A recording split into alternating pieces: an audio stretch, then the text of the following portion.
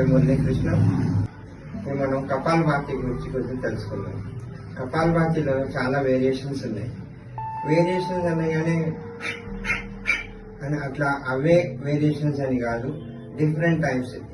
మనకి బోర్ కట్టినప్పుడు సాధకులకి ఎలా చెప్పాలి, అలాగే బాగా ఉన్నప్పుడు ఒకటే దాంట్లో వెళ్ళటము, వాళ్ళకి బోర్ అవ్వటము, మళ్ళీ ఇంకొకటి తీసుకోవటం, అట్లా ఎన్ని రకాలుగా మనం చేస్తే మన సాధకులు వాళ్ళు హ్యాపీగా ఉంటారు, వద్దన్నా చేయగలుగుతారు. రాని వాళ్ళని ఎట్లా ఎంటర్టైన్ చేసి వాళ్ళని ఈ కపాలభాతి ఎలా చేయించాలి, ఈ ప్రకృతికి కూడా బాగా పనిచేస్తుంది. So stomach in and out ఈ ప్రక్రియలో ఫోర్స్ఫుల్ గా అయ్యేదాన్ని మనం కొంచెం ఎలా ఈ ప్రాక్టీస్ చేయాలనేది మనం చూద్దాం.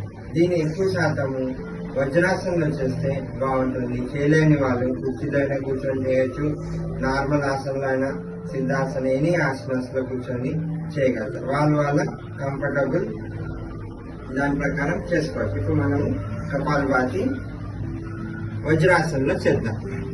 వజ్రాసనంలో పర్ మినిట్ మనం 72 స్ట్రోక్స్ చేద్దాం. అంటే స్టమక్ ఇన్ స్టమక్ అవుట్ అవుతుంది. ఆటో ఇన్హేల్ ఆటో ఎక్సెల్ లాగా తీసుకోవచ్చు. అంటే ఎక్సెల్ ఓన్లీ ఎక్సెల్ చేస్తూ ఉండాలి బాగా, కానీ ఆటో ఇన్హేల్ అవుతూ ఉంటుంది.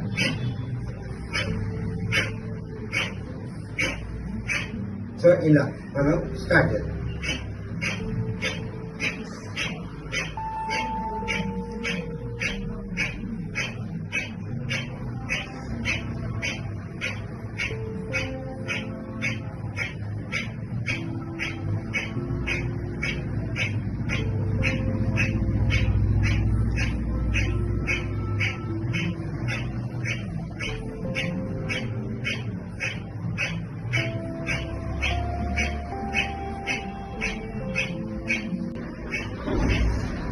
Relax.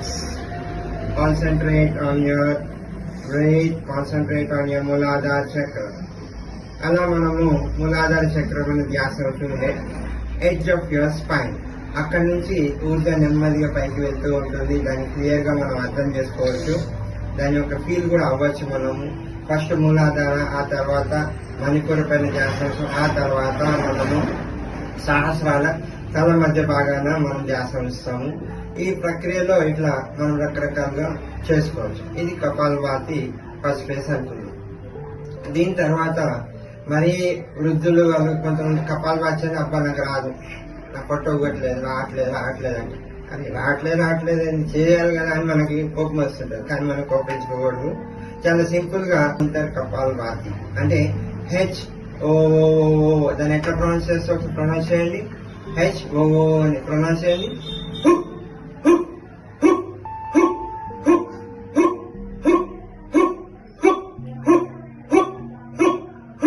అలాగా హూమంతర్ కపాలభాతి వాళ్ళతో చేయండి. ఏం లేదు, మనం వాయిస్ ని చేయమని చెప్పడంలో వాళ్ళు ఈజీగా చేయగలుగుతారు. అంటే హూ అనగానే చెప్పనగానే ఏముంది హూ అంటారు. హూమంతర్ కపాలభాతి వాళ్ళతో చేయండి. ఏం లేదు, మనం వాయిస్ ని చేయమని చెప్పడంలో వాళ్ళు ఈజీగా చేయగలుగుతారు.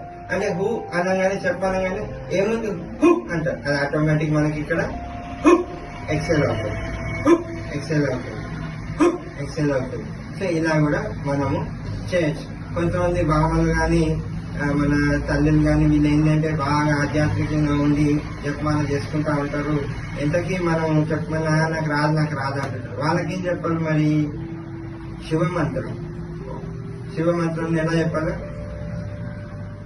ఓం శివ మంత్రంతో ఎలా చెప్పాలి? ఓం నమ శివాయ, ఓం నమ శివాయ, ఓం నమ శివాయ అంటే మామూలుగా నార్మల్ బ్రీత్ ఉంటుంది, కానీ చూస్తా ఉంటే అది లోపలికి వెళ్తూ ఉంటుంది పొట్ట. అదే కనుక 10 సార్లు 20 సార్లు 108 టైమ్స్ కంటిన్యూగా అంటే పొట్ట లోపల పోతా ఉంటుంది. కానీ మన శివ శివ శివ శివ శివ శివ శివ శివ శివ శివ అలా శివ మంత్రం ద్వారా కూడా మనము చెప్పుకోవడానికి ట్రై చేయొచ్చు. సరే, ఇప్పుడు వేరియేషన్స్ లో వచ్చేటప్పటికి మనం 2-3 చేసాము. ఇప్పుడు చంద్రనాడి, సూర్యనాడి. చంద్రనాడి కపాలభాతి, రైట్ నాస్ట్రిల్ సూర్యనాడి క్లోజ్ చేసి ఓన్లీ ఎక్సెల్.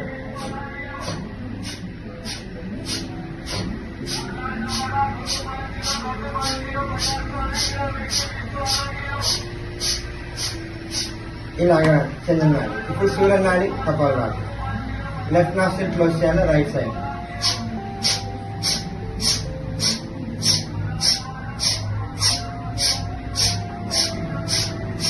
మనం జనరల్ గా